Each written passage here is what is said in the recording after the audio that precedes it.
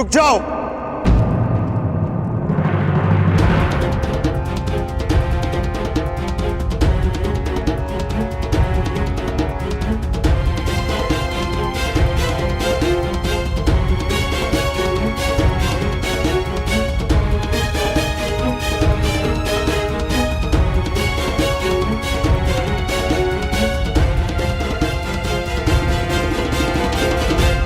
अंगराज, अंग हस्तिनापुर के अधीन है और हस्तिनापुर के युवराज होने के नाते मैं आपको आदेश देता हूं कि आप बाण नहीं चलाएंगे।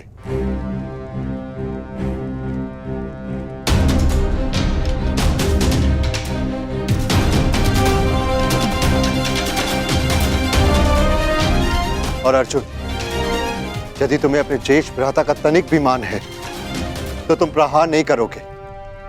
परंतु क्यों भ्राताश्री? क्योंकि हस्तिनापुर यदि हाथ है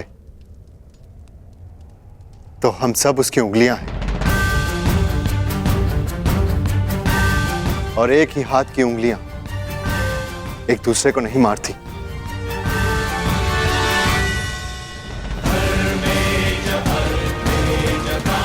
क्योंकि एक ही तनुर के बाण एक दूसरे को नहीं काटते। दुर्योधन ने उचित किया या अनुचित, ये एक पारिवारिक प्रकरण है। इसका निर्णय हस्तिनापुर में लिया जाएगा, यहां नहीं।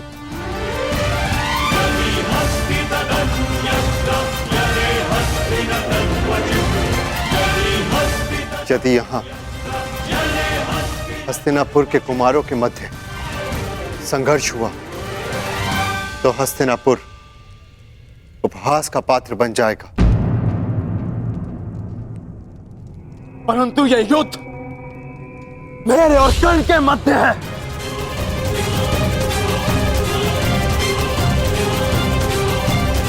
बाण नीचे करो अर्जुन।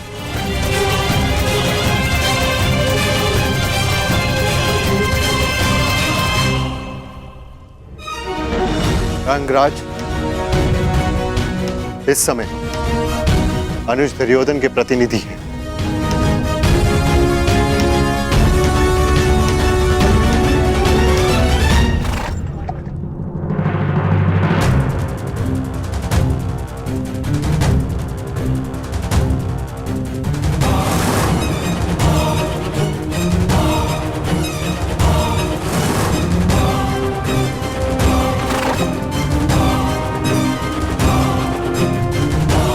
दुर्योधन,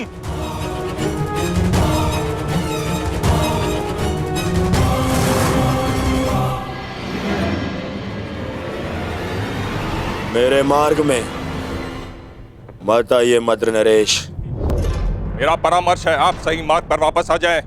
हस्तिनापुर कुमार, राजकुमारी भानुमति को छोड़ दो या फिर अपनी धृष्टता का परिणाम भुगतने के लिए तैयार हो जाइए।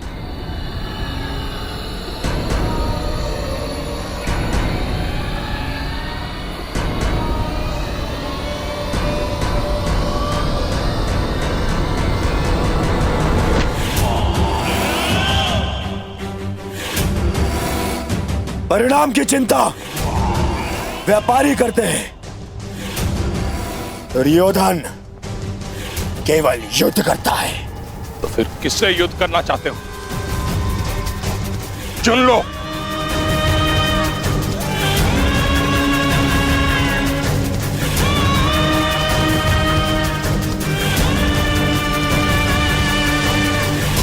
इससे, इससे और आपसे भी।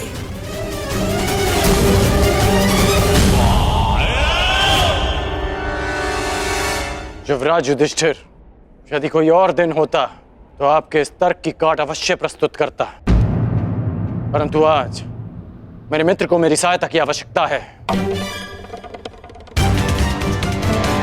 अर्जुन, जीवन लंबा है, आज नहीं तो कल एक दिन अवश्य आएगा जब हमारा अधूरा द्वंद्व अवश्य पूरा होगा।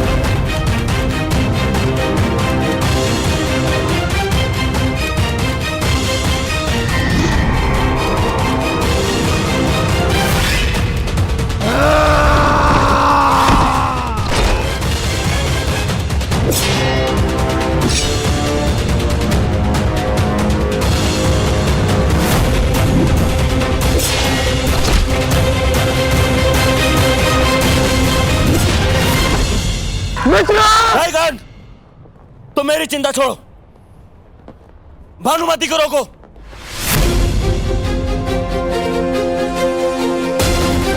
कौन?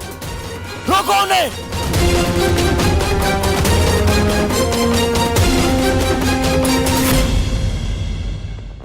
तुम्हारा मान और प्राण सुप्रिया का उत्तरदायित्व है।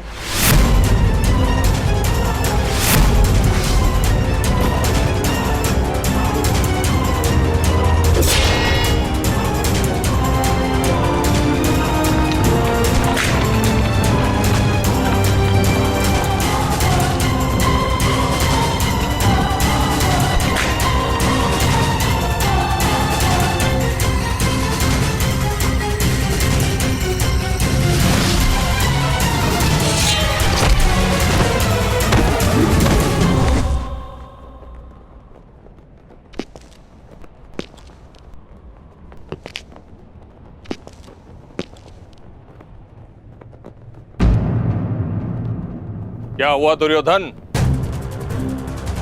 बहुत बड़ी बड़ी बातें कर रहे थे और अपनी सहायता के लिए एक सूत पुत्र को बुला रहे। एक समय वो था जब गंगा पुत्र देवव्रत ने अकेले 3 काशी कन्याओं का हरण किया था, और आज 3 पीढ़ी पश्चात परिस्थिति ये है कि हस्तिनापुर के महाराज कुमार अपनी सहायता के लिए एक सूत पुत्र को बुला रहे हैं। मद्र नरेश! अरे दुर्योधन, क्या हुआ? क्रोध आ गया? आक्रमण करोगे तो करो, मैं प्रस्तुत हूं। सावधान!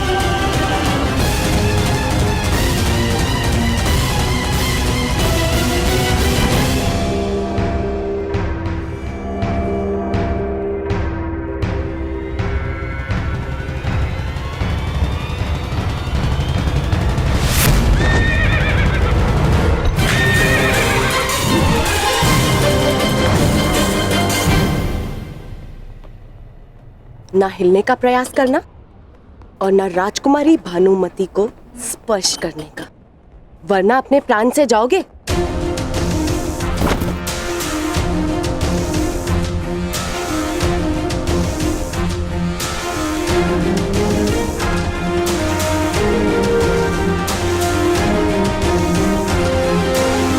तो तुम द्वंद्व करना चाहती हो तो आओ, आगे बढ़ो।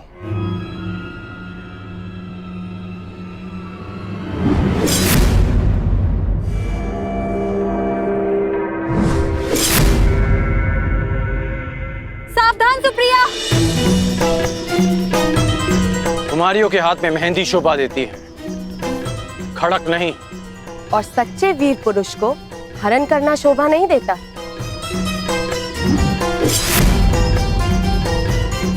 जितनी तीव्रता तुम्हारी जीभ में है, उतनी तीव्रता तुम्हारे प्रहार में नहीं कुमारी। रुक जा। जो रुक गया वो विजय कैसे प्राप्त करेगा?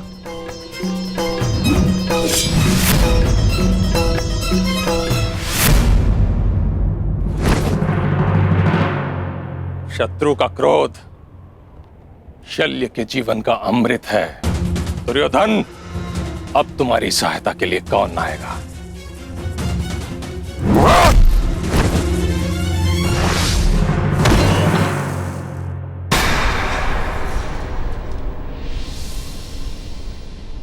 बस हुआ, खेल समाप्त।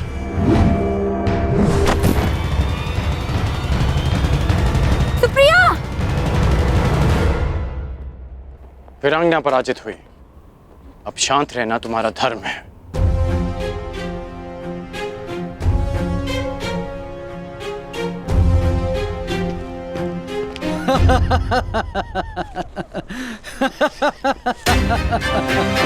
बस करो हस्तिनापुर युवराज, क्यों कौरव वंश को लज्जा रहे हो? अपनी गदा उठाने के लायक तो हो नहीं, भानुमति को कैसे ले जाओगे? हम सबका अपमान करने वाले, देखते हैं अपना मान कैसे बचा पाओगे। अपमान का प्रतिकार है शत्रु के प्राण।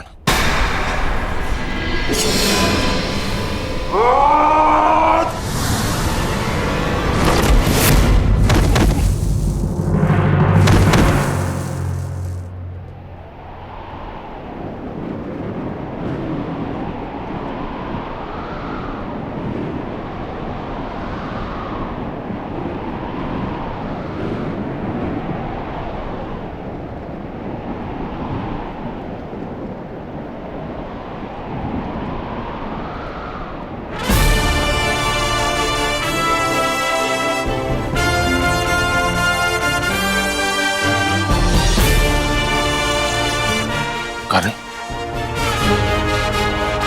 और मित्रता का केवल एक प्रमाण होता है, समर्पण।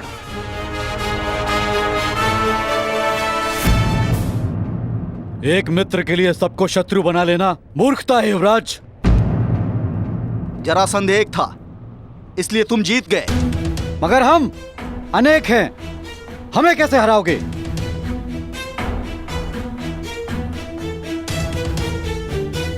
राधे का केवल एक लक्ष्य है, परिवर्तन।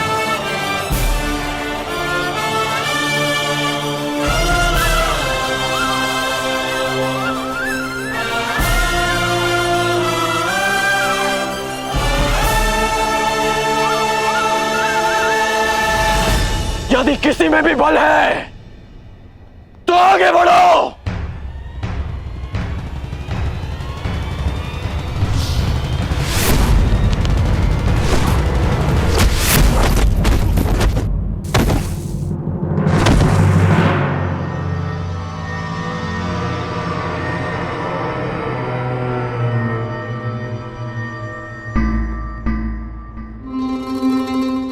आनंद आएगा।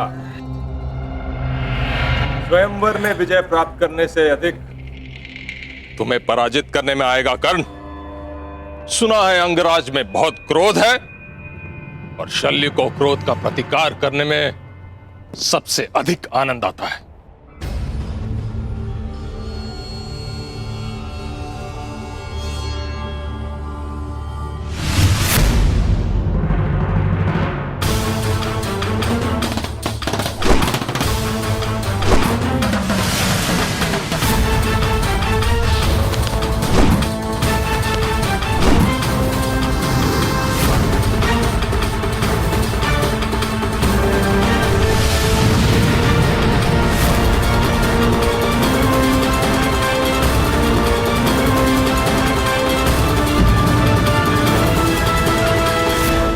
जितने कठोर तुम्हारे बाण हैं कर्ण, उतना ही कठोर तुम्हारा हठ भी है। कहा था अर्जुन ने कि स्वयं को सिद्ध करने की लालसा तुम में बचपन से थी। इस हठ की ज्वाला को तुम्हारे भाई शोन की चिता की अग्नि भी शांत नहीं कर पाई।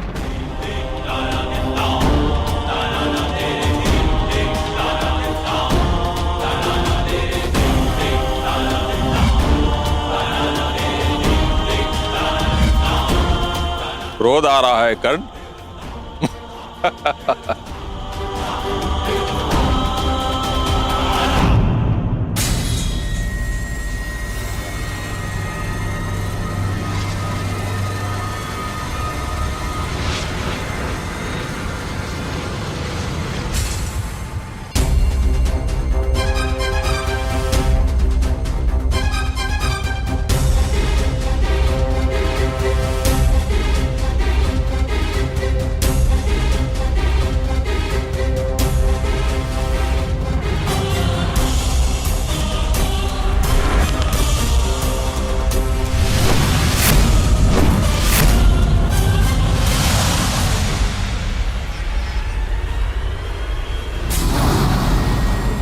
के बाण इतने उग्र कैसे हो उठे?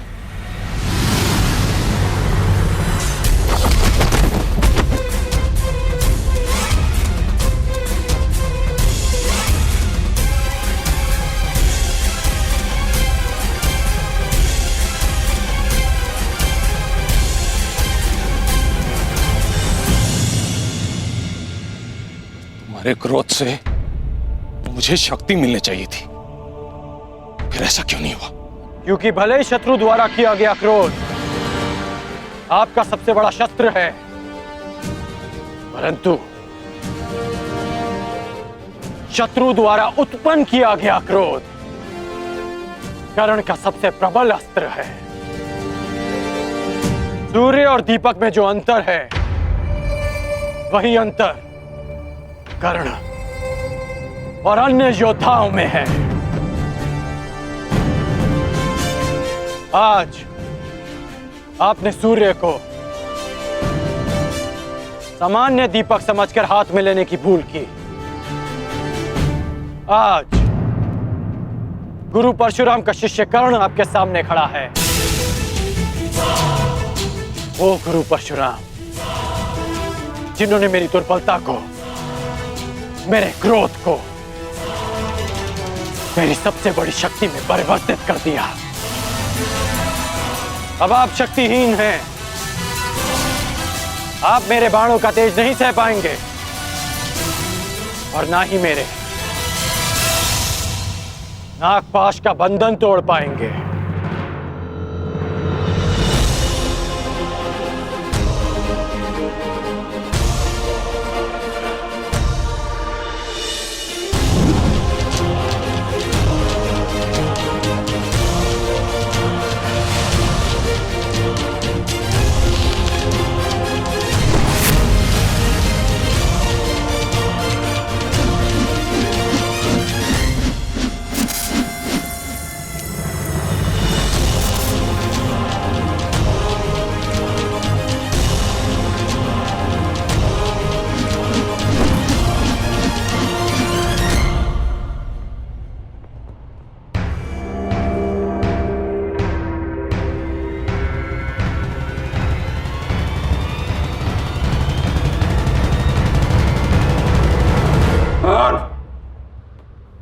मुझे बंधन में मत बांधो कर्ण, हमारा वध कर दो, नहीं तो शल्य को कभी शांति नहीं मिलेगी।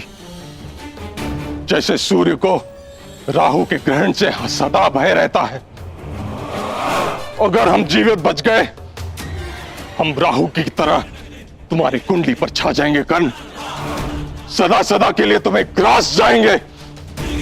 हमें मुक्त करो कर्ण।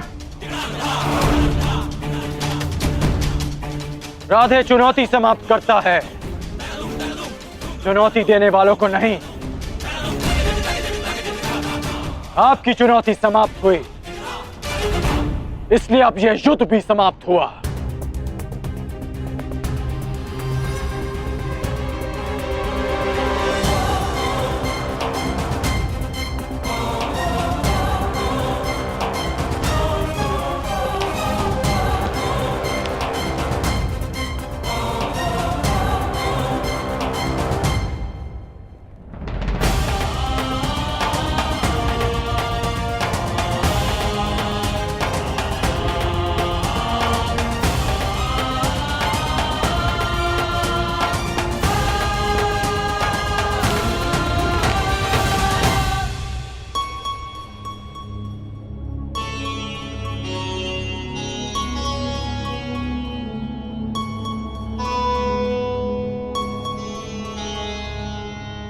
सखी, मैं तुम्हें छोड़कर कहीं नहीं जाऊंगी।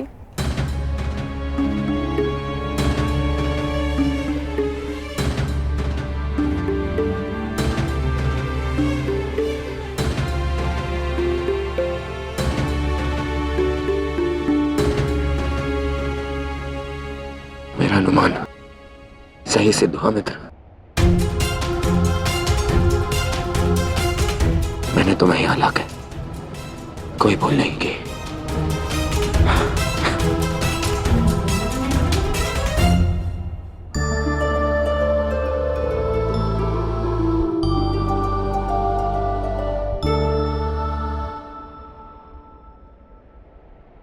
चंद्रमा की ओर देख के समय व्यर्थ मत करो कर्ण।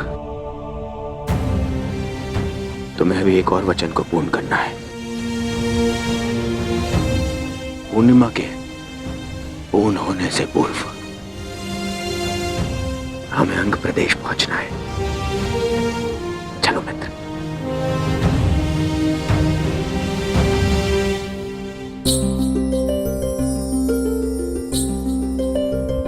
हर दिन कुछ बढ़कर मुझे सताने का प्रयास ना करो चंद्रदेव।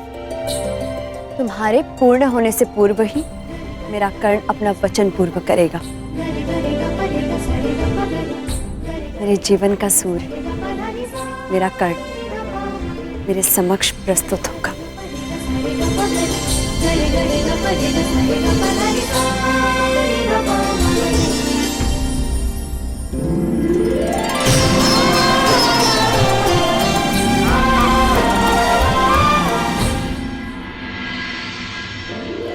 जिसने जरासंध का मान मर्दन किया वो तुम्हारा भी अभिमान तोड़ेगा चंद्रदेव।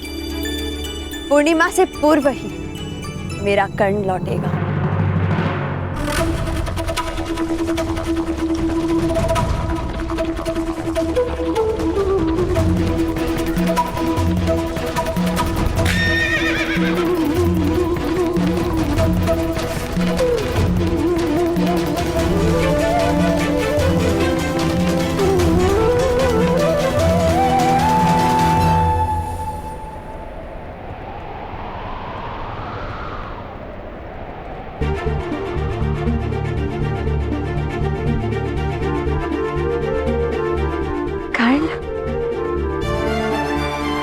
तुमने अपना वचन पूर्ण किया कर्ण।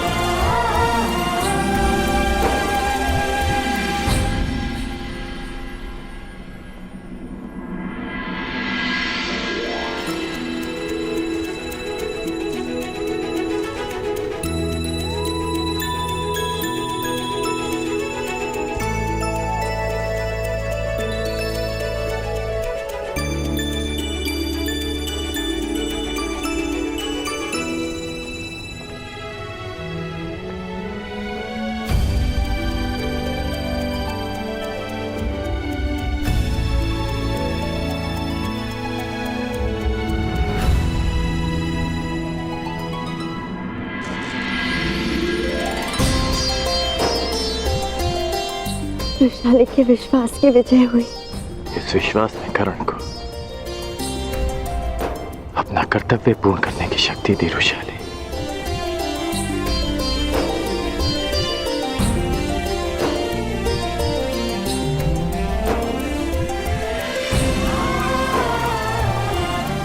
ऐसे क्या देख रहे हो? बचपन का वो पल स्मरण हो उठा। क्या फिर से विवाह के लिए ना तो नहीं कर दोगी? नहीं, क्योंकि बालक राधे के समक्ष ऐसा अपराध किया जा सकता है, परंतु अंगराज से भय लगता है।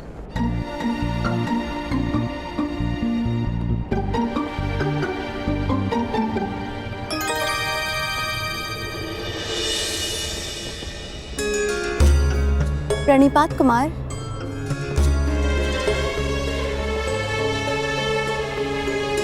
वृषाली, यह है राजकुमारी भानुमति।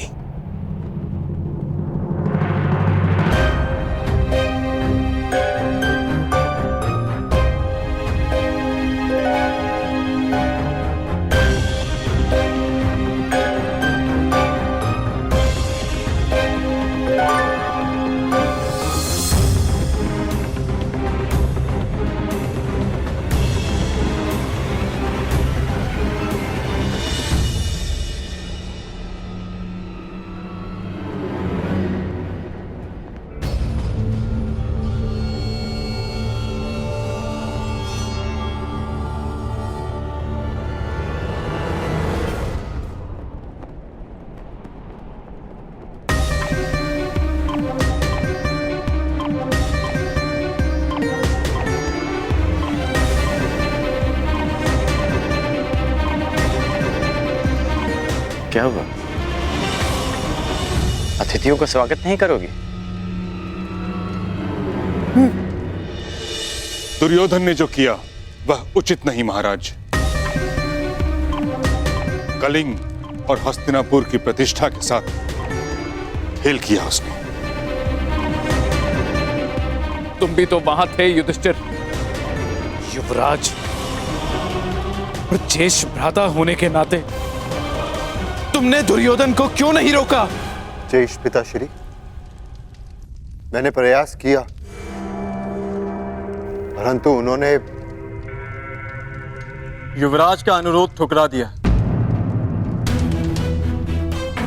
और ज्येष्ठ भ्राता होने के नाते भ्राताश्री का यह मानना था कि हस्तिनापुर के दो कुमारों के बीच का संघर्ष हस्तिनापुर को उपहास का पात्र बना देता।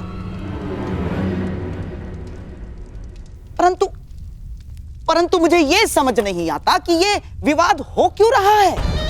वरण और अपहरण दोनों का संबंध शताब्दियों से चलता आ रहा है, शताब्दियों से। और कई सारे उदाहरण भी हैं जहां वीरों ने कन्याओं का अपहरण करके और विवाह भी किया। स्वयंवर में हरण होते हैं, किंतु वह तभी मान्य होते हैं जब कन्या की सहमति हो। दुर्योधन ने जो किया उससे स्पष्ट है कि भानुमति की सहमति नहीं थी। महामहिम, जिस प्रकार ग्रीष्म के पश्चात वर्षा, वर्षा के पश्चात शीत और शीत के पश्चात पुनः ग्रीष्म आता है, ठीक उसी प्रकार इतिहास भी अपने आप को दोहराता है। महामहिम, आपको स्मरण होगा ना,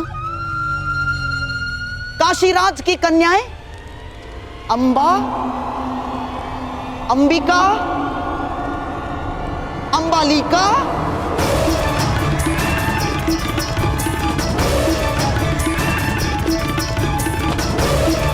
बस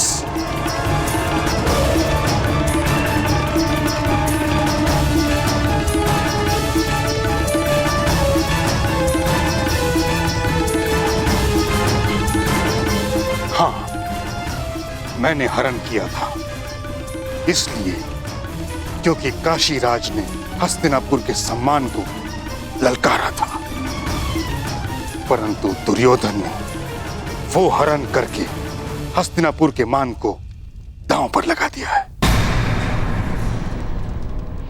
जो मैं कभी होने नहीं दूंगा।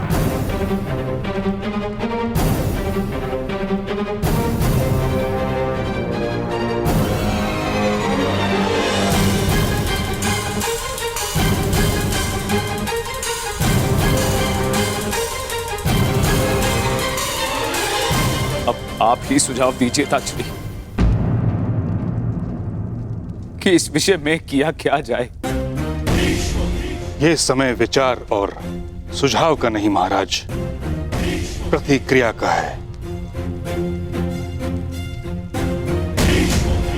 दुर्योधन और कर्ण कलिंग से निकल चुके हैं, अर्थात वो दोनों अंग प्रदेश की ओर जा रहे हैं।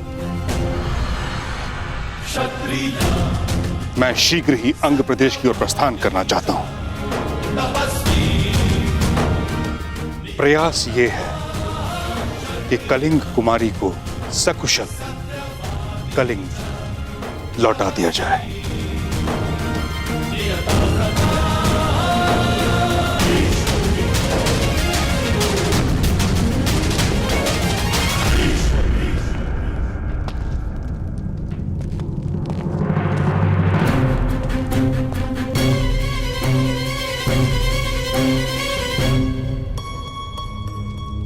अंग में आपका स्वागत है।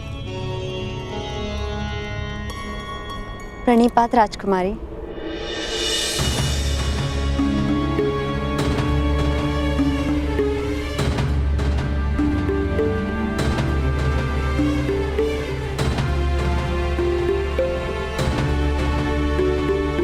पधारिए। पधारिए पधारिए।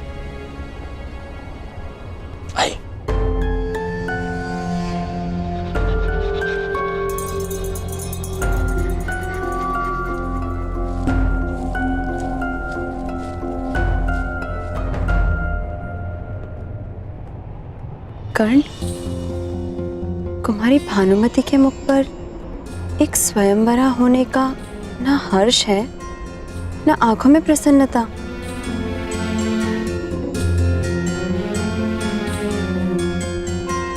क्योंकि वो स्वयंवरा नहीं है रुशाली। कुमार दुर्योधन उन्हें स्वयंवर से हरण कर लाए हैं। और तुमने इस कार्य में उनका साथ दिया?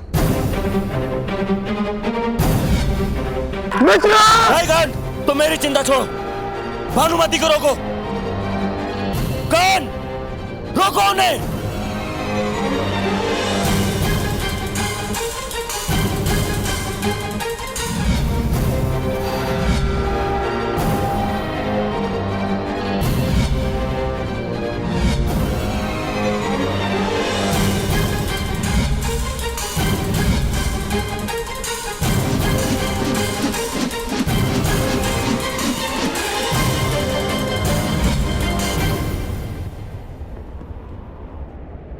मैं केवल अपना कर्तव्य निभा रहा था रुशाली, और मेरा कर्तव्य है अपने मित्र की रक्षा करना और उन्हें दिए वचन को पूर्ण करना। और वो दूसरी कन्या? वो कुमारी भानुमति की सखी हैं। उसने उन्हें रोकने का प्रयास किया, विवश होकर उन्हें भी साथ लाना पड़ा। कर्ण, स्त्री की हाय में बहुत बल होता है। यदि कुमारी का भविष्य बिगड़ा तो विशाल, कुमार दुर्योधन का उद्देश्य है कुमारी भानुमति से विवाह करना, जो वो अवश्य करेंगे। ठीक है, इतनी लंबी यात्रा से आए हैं, मैं इन्हें भोजन करा देती हूँ। स्त्री हूँ, इसीलिए कदाचित अपने मन की बात मुझे बता सके।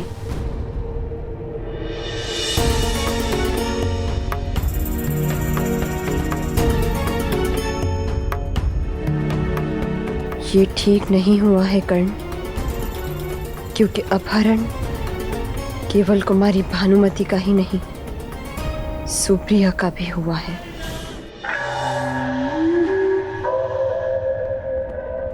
अंग प्रदेश जाने की जितनी शीघ्रता आपको है, उससे कई अधिक शीघ्रता शकुनी को है, गंगा पुत्र शकुनी को। शकुनी समझता है यातायात का सर्वश्रेष्ठ साधन थल मार्ग नहीं, गगन मार्ग है, वायु मार्ग है, वायु मार्ग। जाओ जाओ मेरे प्रिय, अंग देश जाकर मेरे होने वाले सम्राट को संदेश दे दो। जाओ जाओ।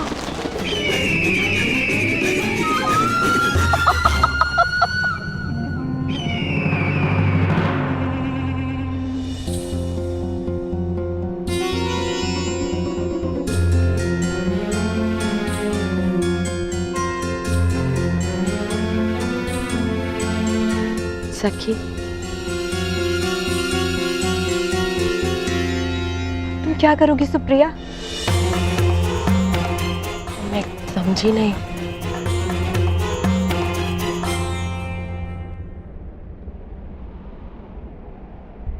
बनो मत, तुम भली भांति जानती हो मैं क्या पूछ रही हूँ। हरण तुम्हारा भी हुआ है, कलिंग तुम भी नहीं लौट सकती, और एक अपहरिता को कोई पुरुष नहीं अपनाएगा। मेरी चिंता मत करो सखी,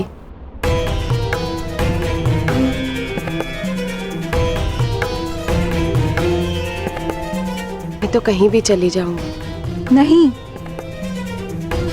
तुम मेरी सखी हो, और सखी होने से पूर्व एक स्त्री, और हर स्त्री के मान का मूल्य होता है सुप्रिया। हरण मेरा ही नहीं तुम्हारा भी हुआ है, तो न्याय मुझे ही नहीं तुम्हें भी मिलेगा।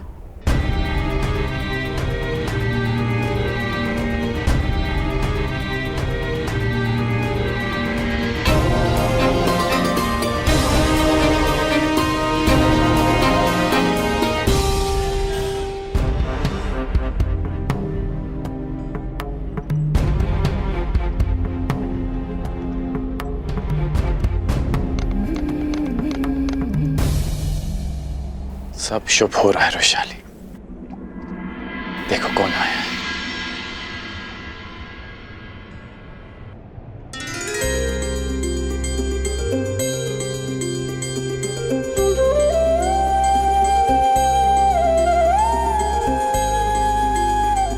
बाबा, बाबा,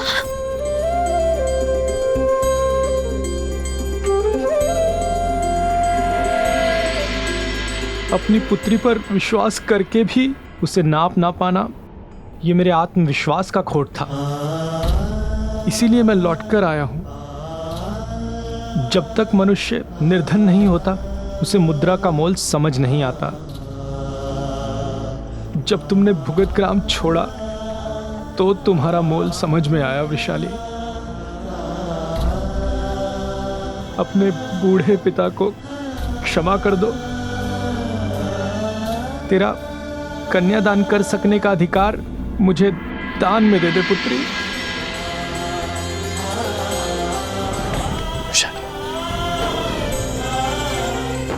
पिता और प्रेम की राशि भी एक होती है। अब कोई नहीं जो इस विवाह में विघ्न डाल सके।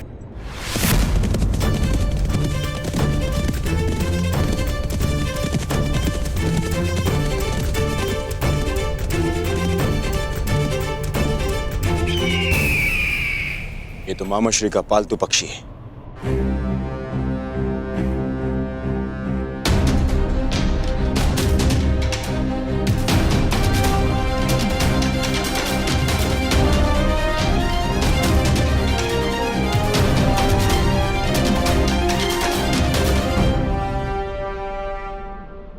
मित्र, कुमारी भानुमति का हरण तो कर लिया, परंतु जब यह सूचना हस्तिनापुर पहुंची। सूचना हस्तिनापुर पहुंच चुकी है मित्र। पितामह भीष्म यहां आने के लिए निकल भी चुके हैं।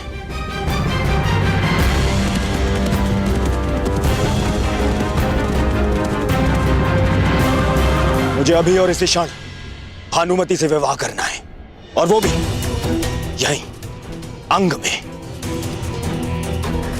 यदि पितामह के पहुंचने से पहले मैंने भानुमति से विवाह नहीं किया तो मेरा स्वप्न और सम्मान दोनों ही धाराशायी हो जाएंगे।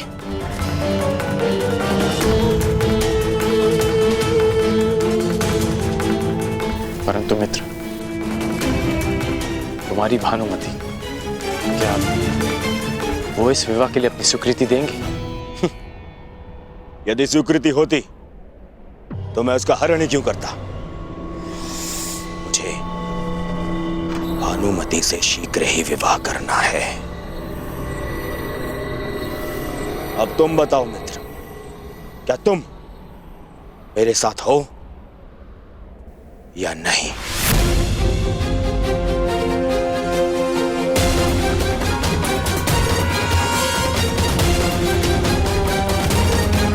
मित्रगण,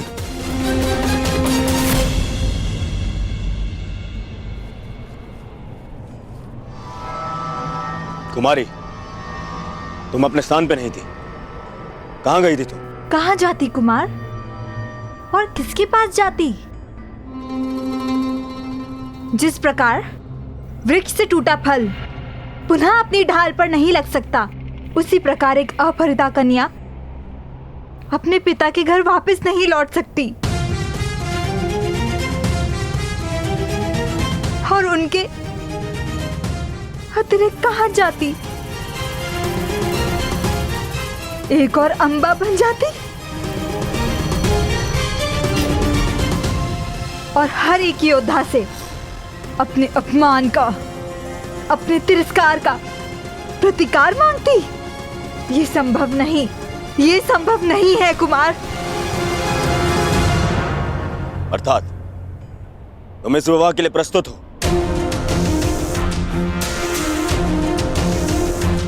तो ठीक, हम विवाह यहीं करेंगे। क्यों? यहाँ क्यों? हस्तिनापुर में क्यों नहीं? क्योंकि भीष्म पितामह यहाँ आ रहे हैं। वो तुम्हें फिर से कलंक छोड़ाएंगे। और यदि ऐसा हुआ तो और आपका अभिमान खंड खंड हो जाएगा। कुमार दुर्योधन गर्व से भानुमति को हरण करके लाए और उन्हें मेरे पिता के सामने शीश झुका के क्षमा मांगनी होगी। यही ना? स्वयंवर से आपने मुझे अपहरित किया है कुमार। मैं विवाह के लिए प्रस्तुत हूँ, परंतु यदि आपको मुझसे अंग में विवाह करना है तो मेरी एक शर्त है, और आप पर एक बंधन। ऐसा बंधन? अपहरण एक का नहीं, 2 कन्याओं का हुआ है, तो विवाह भी 2 कन्याओं का ही होगा। मेरा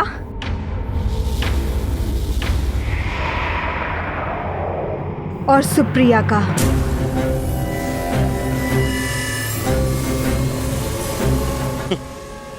क्या प्रयोजन है तुम्हारा भानुमति? क्या मुझे सुप्रिया से भी विवाह करना होगा? हाँ? आपको नहीं, आपने केवल मेरा हरण किया है। सुप्रिया से विवाह उसे करना होगा जिसने हरण में सहायता की है।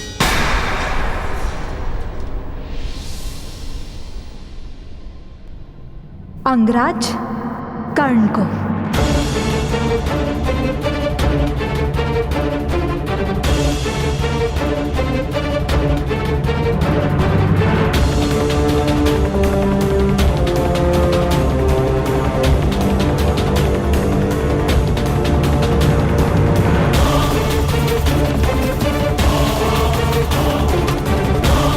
कर्ण को? कहिए कुमार, क्या ये बंधन स्वीकार है?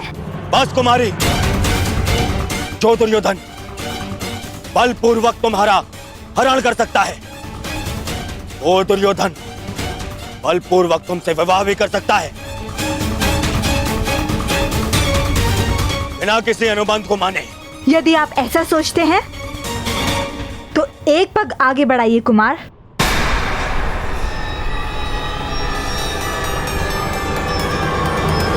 सखी,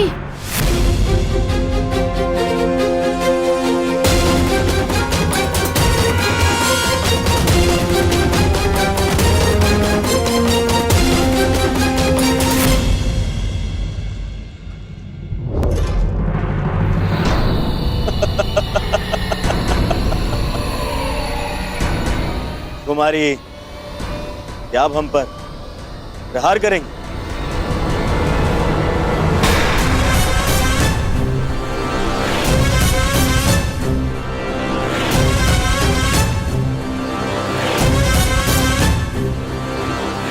यदि आपने मेरी शर्त माने बिना मुझे विवाह के लिए विवश किया तो आपका विवाह मेरे शब्द से होगा।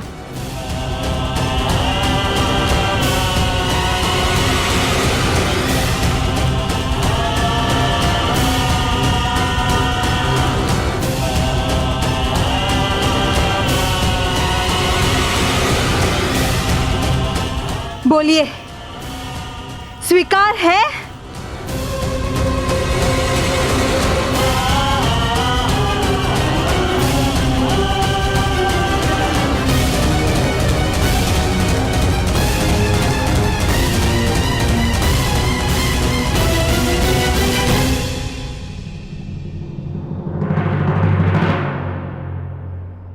मित्रगण, प्रश्न मेरे विवाह का ही नहीं है, तुम्हारे मित्र के अभिमान का भी है। सुप्रिया से विवाह कर लो मित्र, अन्यथा जो परिवर्तन का स्वप्न हमने देखा है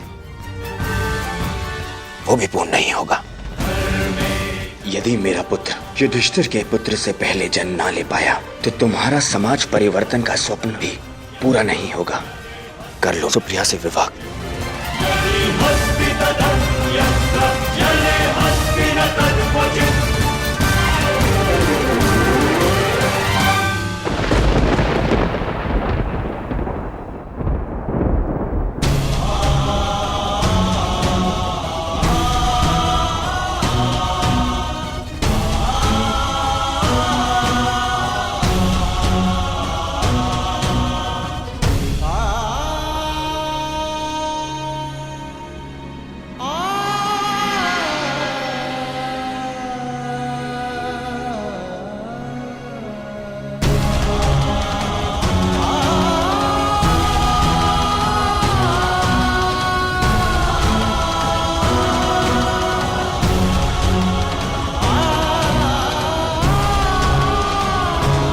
नहीं सके, कटार हटाओ।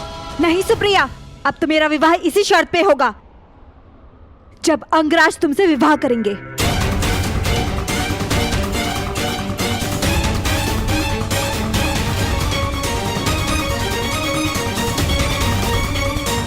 और यदि ऐसा नहीं हुआ तो मैं अपने प्राण दे दूंगी।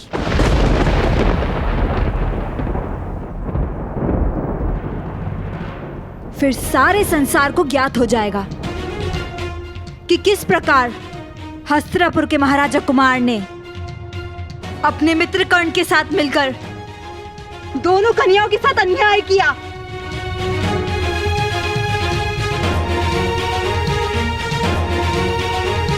एक पल की भूल का दंड शताब्दियां भोगती हैं अंगराज।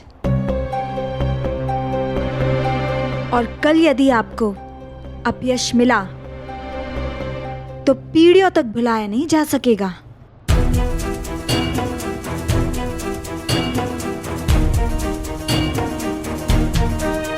कहिए कुमार दुर्योधन, क्या आपको यह शर्त स्वीकार है?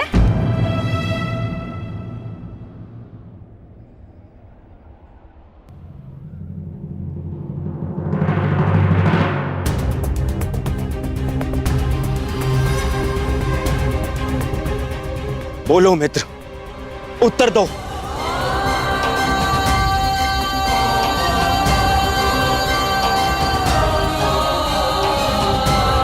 यदि तुमने सुप्रिया से विवाह नहीं किया तो सारे संसार में अपयश फैल जाएगा कि हम दोनों अन्यायी हैं। वो कर्ण जो सदैव न्याय के लिए लड़ता रहा, उसे लोग अन्यायी कहेंगे।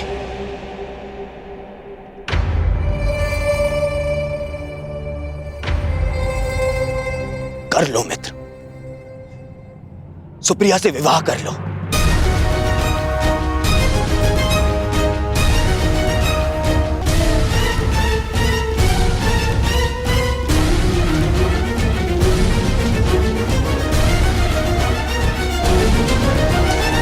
नहीं मित्र,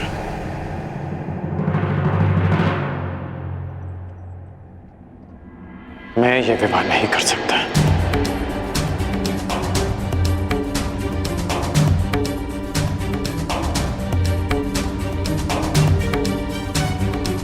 तुम मेरे मित्र हो, प्राण भी मांगोगे तो हंसते हंसते दे दूंगा, परंतु मैं सुप्रिया से विवाह नहीं कर सकता।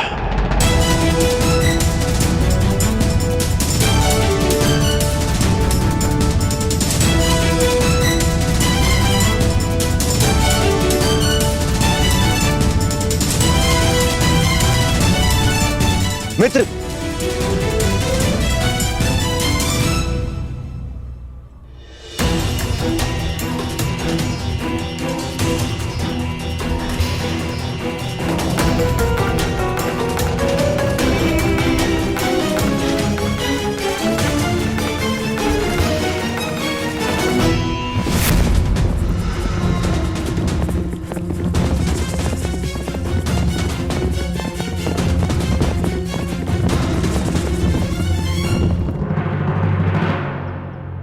कर्ण और कर्तव्य दोनों की राशि एक ही है राधे।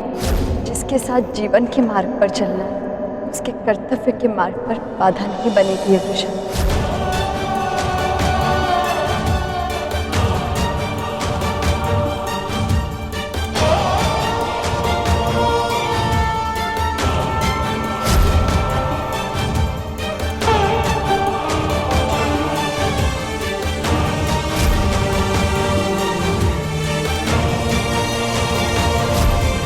तुमसे विवाह करना चाहता हूं।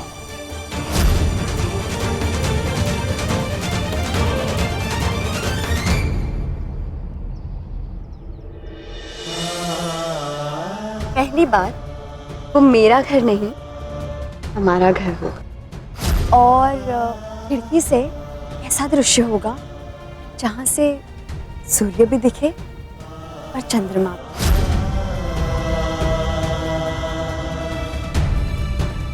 इस राधे कर्ण का विवाह पूर्णिमा के अगले दिवस ही होगा।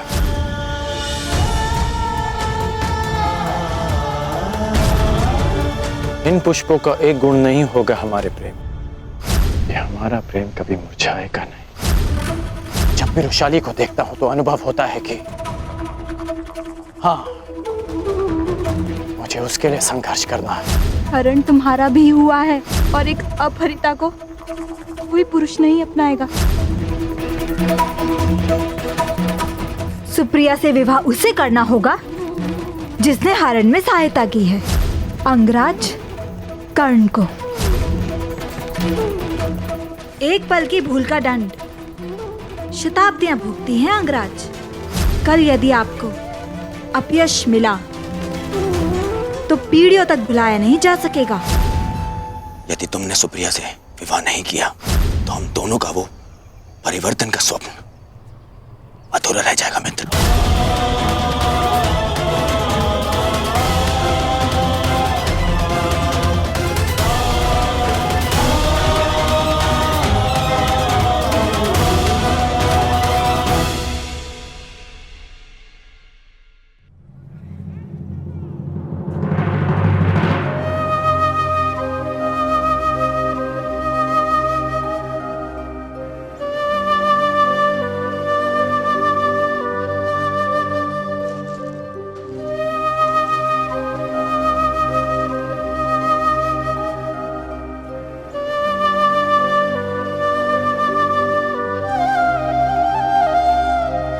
दान चाहिए।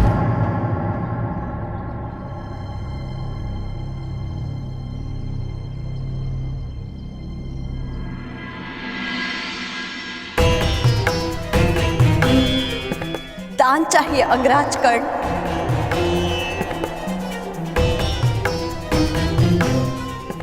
भूल कर भी वो मत मांगना जो तुम्हारे मन में चल रहा है। सूर्योदय के समय जो मुझसे मांगा जाए उसे देने के लिए मैं वचनबद्ध हूं।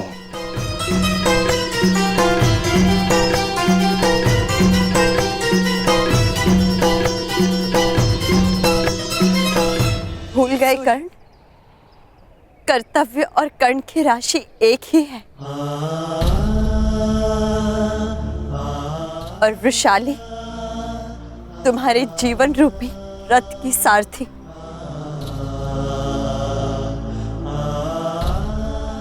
मैं कैसे तुम्हें अपने लक्ष्य से भटकने दे सकती हूँ?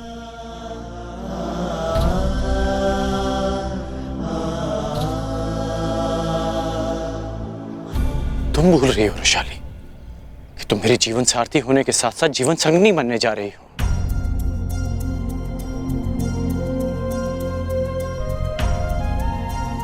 यदि कर्ण धनुष है तो वृषाली उसकी प्रत्यंचा, और प्रत्यंचा के बिना धनुष का क्या काम?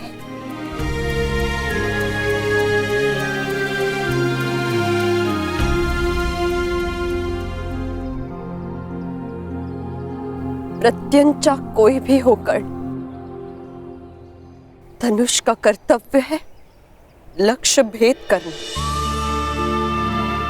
और तुम्हारा लक्ष्य है समाज का परिवर्तन और परिवर्तन की चाह रखने वालों को त्याग करना पड़ता है कर्ण।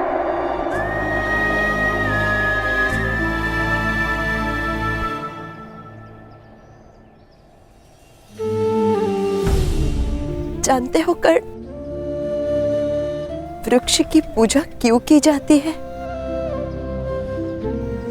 क्योंकि वो अपना सबसे प्रिय फल संसार के लिए त्याग देता है। प्यासों की प्यास बुझाने के लिए नदी को अपना उद्गम त्यागना होता है। खारे सागर को गले लगाना पड़ता है।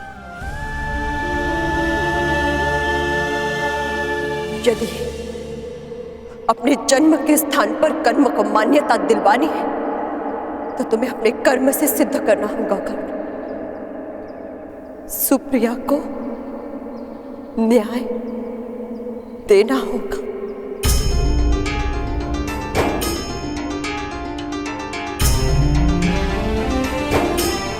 उसे न्याय देने के लिए मैं तुम्हारे साथ अन्याय नहीं कर सकता रोशाली। सुंदर भविष्य के लिए वर्तमान को दुख सहने पड़ते हैं कर्ण। विवाहित स्त्री के हाथ पर प्रसन्नता का रंग भरने के लिए मेहंदी को पोंछ जाना होता है। देवताओं के अंग पर श्रृंगार करने के लिए पुष्पों को सुई से अपना हृदय छिदवाना पड़ता है।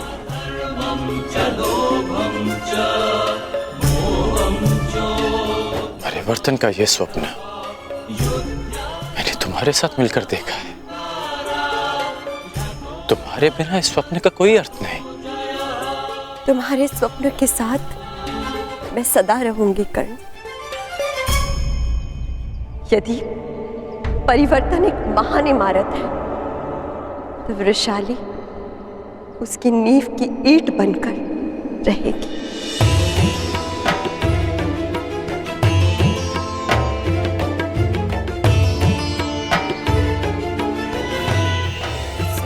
अर्थात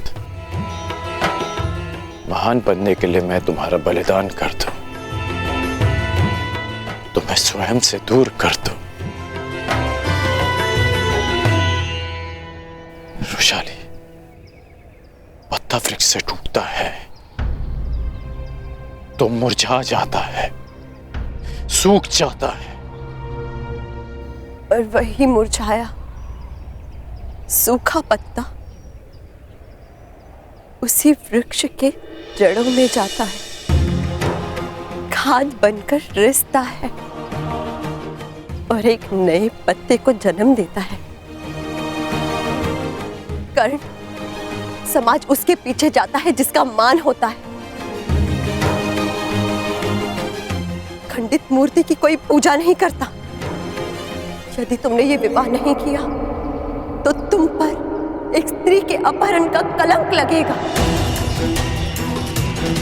एक नारी की मर्यादा भंग करने का कलंक लगेगा, उसके साथ अन्याय करने का कलंक लगेगा।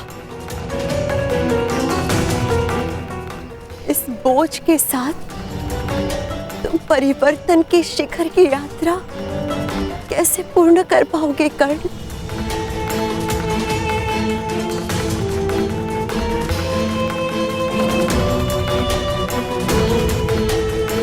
तुम जीवन भर महामहिम भीष्म के विरुद्ध खड़े रहे, उनकी अनीति अन्याय की आलोचना करते रहे,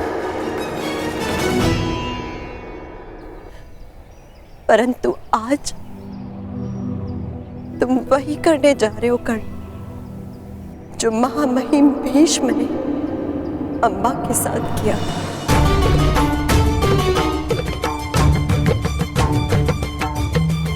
तो क्या मैं जीवन भर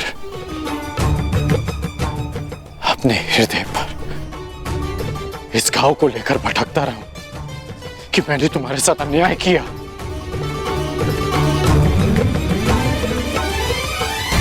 कर्ण, समाज के लिए अनाज उपजाने वाले किसानों को अपने हाथ पर छाले लेने पड़ते हैं। तलवार बनाने वाले लहूकार को भट्टी की गर्मी से झुलसना पड़ता है। महादेव बनने के लिए, संसार को अमृत चखाने के लिए स्वयं हलाहल विष पीना पड़ता है।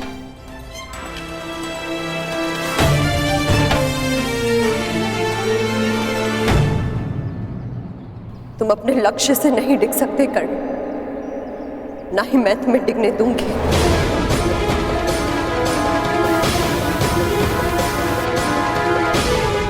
तुम दान देने के लिए वचनबद्ध हो कर्ण।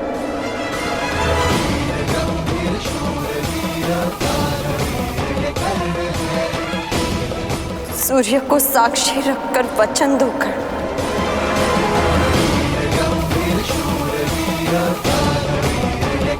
कि तुम सुप्रिया से विवाह करोगे।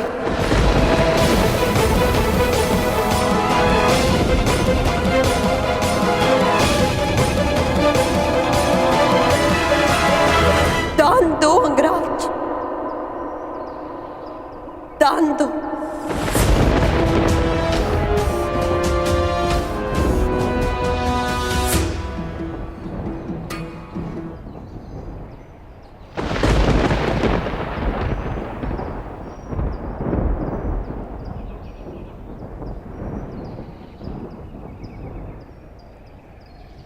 कितना विचित्र है रुशाली कि जिस गुरु ने मुझे शस्त्र दान दिया, उसने मुझे शाप भी दिया। जिस रुशाली को कर्ण ने अपना सब कुछ माना, उसने आज उससे सब कुछ मांग लिया।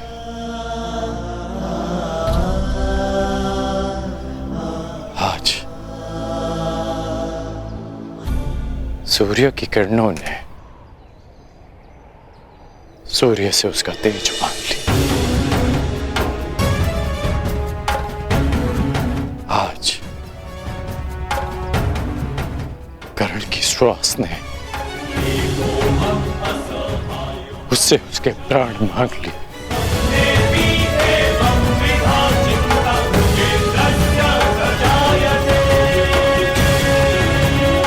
वचन देता हूं कि मैं ये दान दूंगा, इसलिए नहीं कि मुझे परिवर्तन लाना है, परंतु इसलिए कि मैं अपना वचन नहीं तोड़ सकता।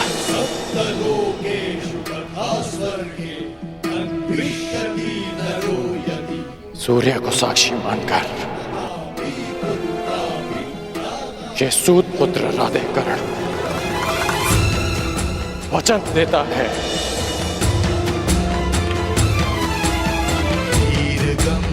कि मैं सुप्रिया से विवाह करूंगा। गंभीर शूरवीर दानवीर ये कर्ण है, जो भी घोर रणनीति में सारे